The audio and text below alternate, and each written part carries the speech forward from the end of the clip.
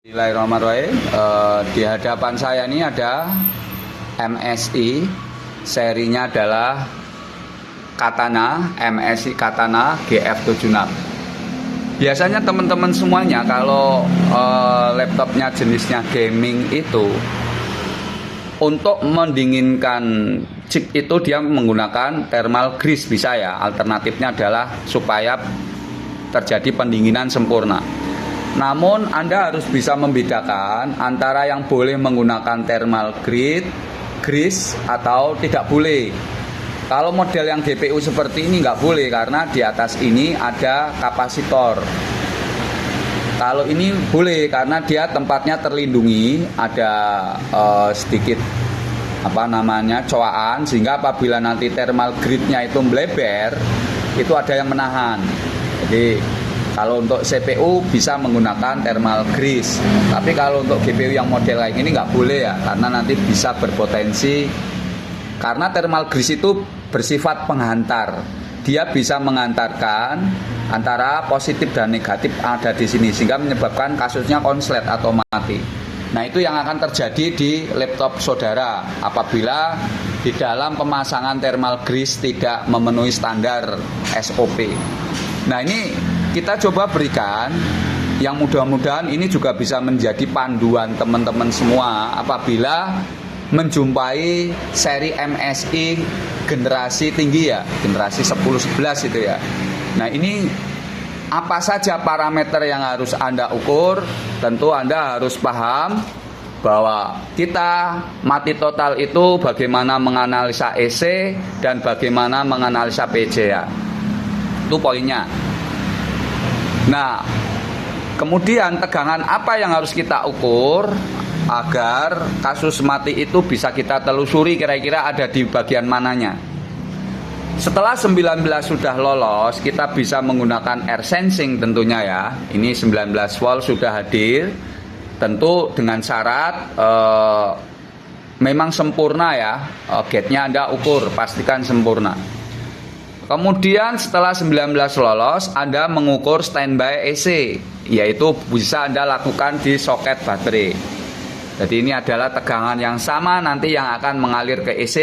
Namun apabila ada resistor ya Anda harus mengukur di kaki AC-nya.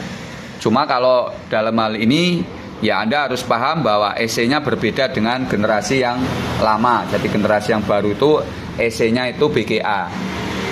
Lalu setelah standby-nya ada, Anda juga bisa menganalisa bagian standby-nya PCH, yaitu dengan kata-kata DSW ya. Jadi kalau DSW power oke, Anda ukur. Kalau sudah keluar sinyal DSW power oke, itu menandakan bahwa standby-nya PCH sudah hadir.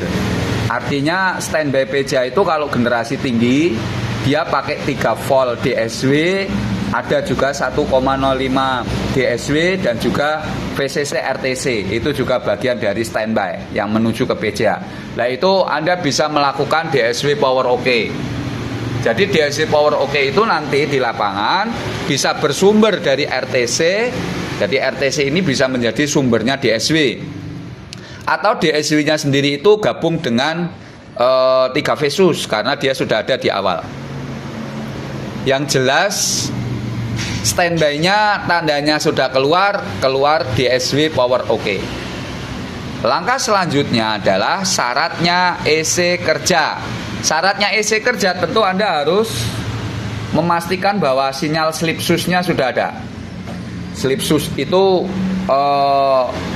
laporan kepada EC kalau PCH-nya dalam kondisi standby, sudah ready. Jadi Anda harus ukur itu slip switch keluar 3,3 tidak. Kemudian langkah selanjutnya adalah EC-nya wake up enggak.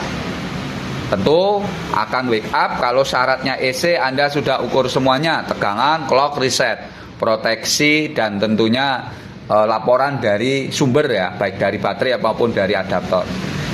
Nah, apa yang diaktifkan dari tandanya EC wake up, yaitu main power atau tegangan yang ke PCA, yaitu kita ukur 3 Vesus 1,8 versus 5 versus. Jadi kita ukur semuanya. Jadi di sini kita bisa memastikan bahwa semua tegangan harus Anda ukur 5 versusnya ada. Ini ada di sini 5 versus harus ada. Kemudian 3 versusnya harus ready. Ini pakai lilitan 3 versus. Kemudian 1,8 harus ready. Ini 1,8 versus. Dan satunya lagi VCC in auxiliary PCA 1,8. Ini juga wajib ada, Anda ukur. Lilitannya berbeda. Ada di lilitan atas ini 1,8 VCC in auxiliary PCA. Nah, apabila Anda main justice, artinya Anda bisa saja langsung sus power oke. Jadi kita bisa mencari sinyal namanya sus power oke. Sus power oke, PWR oke. Sus power, kok sus ini. Sus power oke, PWR oke ya, PWR oke. Ini adalah sebuah sinyal yang nanti akan dilaporkan itu sebagai tanda bahwa semua tegangan susnya sudah ready. Apa saja? Tentu 3 versus, kemudian VCC in auxiliary power good, ini keluar 3,3, dan satu lagi di sini adalah VCC in auxiliary PCA power oke, power good sama. Jadi itu adalah sebuah laporan kalau tegangan VCC susnya sudah ready. Termasuk yang 5 tadi ya, 5 volt susnya sudah ready. Nah, Anda apabila semua laporan itu nanti akan dikirim ke EC, yang itu menjadi pemicu keluarnya sinyal resume reset. Jadi Anda ukur saja sinyalnya resume reset, RSM reset. Jadi sinyal RSM reset yang berasal dari EC, yang berasal EC untuk ke PCH itu laporan kalau syaratnya semua tegangan yang ke PCH sudah hadir. Jadi ini nanti hasil akhirnya adalah resume reset. Jadi Anda mati total. Level targetnya adalah mencari sinyal resume reset. Selain nanti kita ngukur clock, kemudian juga nanti BIOSnya ada respon enggak, Anda menggunakan osiloskop. Nah, nanti kalau BIOS yang di dalam EC ya tentu kita nggak bisa ya. Tapi kalau BIOSnya ada di luar EC ya kita bisa mendeteksi menggunakan osiloskop atau logic. Itu Mas ya, kasus mati total.